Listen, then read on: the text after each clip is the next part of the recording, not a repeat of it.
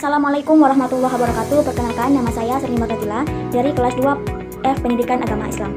Sini saya akan memaparkan materi dengan judul Kewarganegaraan Indonesia. Jika kita mengacu dalam konteks kehidupan berbangsa dan bernegara, maka warga negara tidak dapat terlepas dari dalam penyelenggaraan negara maupun pemerintahan.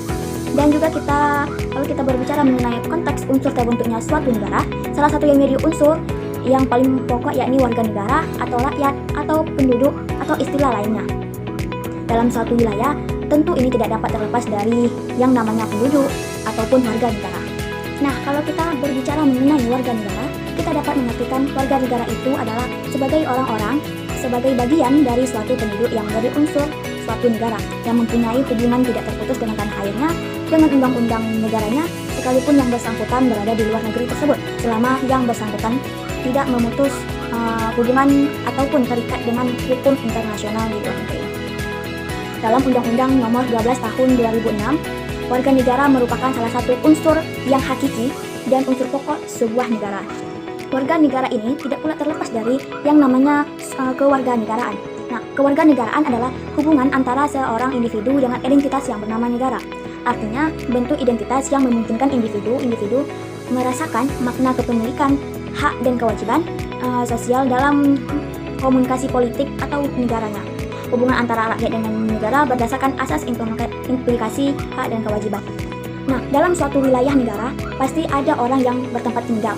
Di situ dimaksud atau disebut dengan penduduk. Penduduk ini adalah orang yang bertempat tinggal dalam suatu wilayah negara dan hubungannya hanyalah selama yang bersangkutan bertempat tinggal dalam wilayah negara tersebut.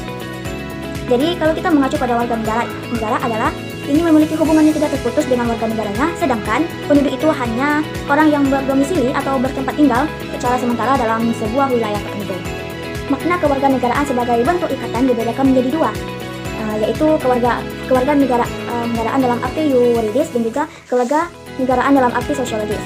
Kewarganegaraan dalam arti yuridis ini ditandai dengan adanya ikatan yuridis atau hukum antara warga negara dengan negaranya, biasanya ditandai dengan adanya akte kelahiran, surat pernyataan, ataupun bukti kewarganegaraan dan lain-lainnya.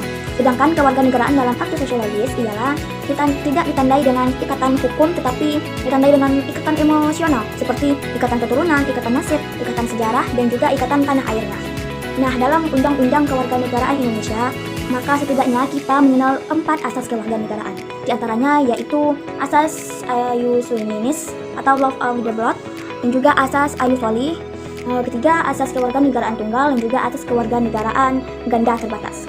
Asas ius sanguinis ini ialah asas yang menentukan seseorang berdasarkan keturunan, bukan negara tempat ia dilahirkan. Sedangkan asas ius soli ini adalah secara terbatas adalah asas yang menentukan kewarganegaraan seseorang berdasarkan negara tempat kelahirannya, yang diberlakukan terbatas bagi anak-anak sesuai dengan ketentuan yang diatur dalam undang-undang. Sedangkan asas kewarganegaraan tunggal ini adalah asas yang menentukan satu kewarganegaraan bagi setiap orang.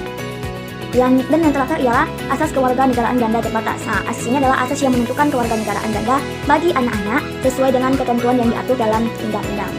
Nah, jika kita mengacu pada asas-asas umum kewarganegaraan, maka ada 3 cara menentukan kewarganegaraan Indonesia.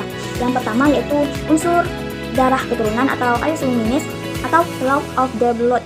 Yang kedua yaitu unsur daerah tempat kelahirannya yang dikenal dengan ius soli, dan yang ketiga yaitu adalah naturalisasi, atau seseorang warga negara asing dapat mengajukan permohonan untuk menjadi warga negara dari suatu negara tertentu setelah dapat melengkapi beberapa syarat tertentu. Dalam Undang-Undang 12 Tahun 2006, bagi warga negara asing yang ingin memiliki status WNI harus memiliki atau memenuhi persyaratan. Syarat-syarat tersebut diantaranya ialah seseorang tersebut haruslah berusia 18 tahun. Yang kedua yaitu sudah menikah.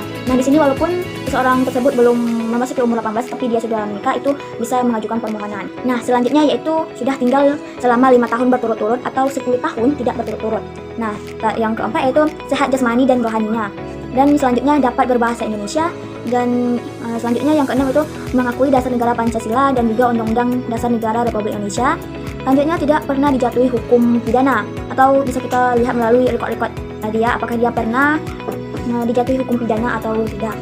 Nah, selanjutnya yaitu tidak mempunyai 2 kewarganegaraan, dan yang selanjutnya itu mempunyai pekerjaan tetap atau penghasilan tetap, dan terakhir adalah membayar uang kewarganegaraan ke kas negara dengan cara mengajukan permohonan kepada presiden. Nah, itu adalah syarat-syarat bagi warga negara asing yang ingin memiliki warga negara Indonesia. Selanjutnya, seorang warga negara Indonesia dapat kehilangan status kewarganegaraannya menurut pasal 23 Undang-Undang Nomor 12 Tahun 2006 tentang kewarganegaraan Republik Indonesia, yaitu ketentuan seorang warga negara Indonesia kehilangan status kewarganegaraannya dapat disebabkan karena yang pertama yaitu memperoleh kewarganegaraan lain atas kemauannya sendiri, tidak melepas kewarganegaraan lain, dinyatakan kehilangan kewarganegaraan oleh presiden atas permohonannya sendiri. Misalnya dia membuat surat permohonan kepada presiden untuk memperoleh kewarganegaraan lain. Selanjutnya itu masuk dalam dinas tentara asing tanpa seizin presiden, dan selanjutnya yaitu secara sukarela ia masuk dalam dinas negara asing. Keenam itu atau yang terakhir, memiliki paspor atau surat yang bersifat paspor dari negara asing atau surat pernyataan sebagai tanda kewarganegaraan yang masih berlaku dari negara lain. Itulah materi-materi yang dapat saya sampaikan. Semoga bermanfaat bagi yang mendengarkannya. Lebih dan kurang saya mohon maaf. Wabillahi taufiq wal hidayah. Wassalamualaikum warahmatullahi wabarakatuh. Sampai jumpa lagi.